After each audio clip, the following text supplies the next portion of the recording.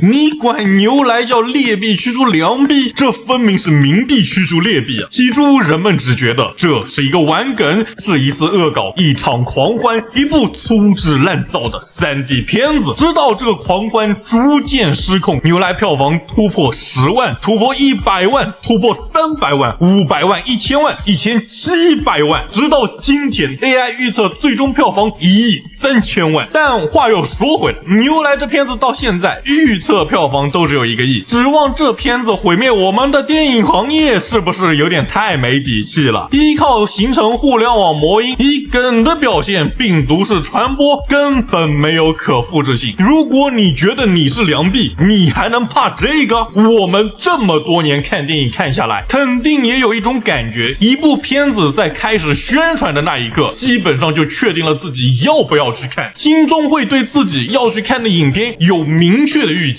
看龙餐馆不可能因为有个沈腾就觉得是喜剧，我想看战争，看到残酷，看到冰冷世界中的人性，看奥德赛是想看一段波澜壮阔的史诗，看新时代下人类如何诠释神明，看蜘蛛侠肯定是为了吃完手里的爆米花。那我们为什么看牛来？那就是为了看猎奇，就是为了看这个片子到底能有多烂，就是为了走进电影院狠狠笑一回，没那么多理由。看完电影后，你可能会有各种各样的感悟，觉得牛来很多台词有它的深意，但走进电影院之前，你的预期只有这些，一定是抱着这东西能有这么烂，我高低尝尝咸淡了的心态。没有人会真心把牛来放在《肖申克的救赎》、《海上钢琴师》这些影片同等的位置啊！当然，你和我说这个镜头和奥本海默一样，那我没话说。我们回过头讲，那是不是说明这些电影符合了观众走进电影院前的预期，所以他们成为了好的电影？当喜剧不再是喜剧的时候，错的难道是不去买票的观众吗？所以我不是很明白为什么有些院线导演在那发文破防。牛来明明证明了大伙儿的消费潜力，哪怕是这样的片子都能有1700-800万的票房，都能预测到1个亿，打不过牛来，不应该反思一下自己吗？还有说日本网友热议牛来爆火是丢人丢出国的，这长达1年的时间里没有任何引进，难道不应该是他们反思他们丢了多大的市场吗？如果牛来真能1个亿，这场狂欢没有冷却，它持续下去了，让这部片子真的达到了匪夷所思的高度，牛来就会有模仿者吗？不会的，哪怕有模仿者，大伙儿第一次尝过之后也不会去尝第2次。牛来只会是电影行业一道无法抹去的疤痕，成为电影行业的名作之壁。你票房都超不过牛来，也敢叫自己名作吗？网上有一段话说的很有趣，大概意思是这样：当一家餐馆因为公测人流量爆炸而震怒的时候，这个时候餐馆需要思考一下给人吃的是什么了。最后借一个博主的话当结尾吧，如果你崇尚创作自由，那就不该抵制劣质的作品上架；如果你崇尚市场经济，就不该阻止观众自由消费；如果你崇尚走个面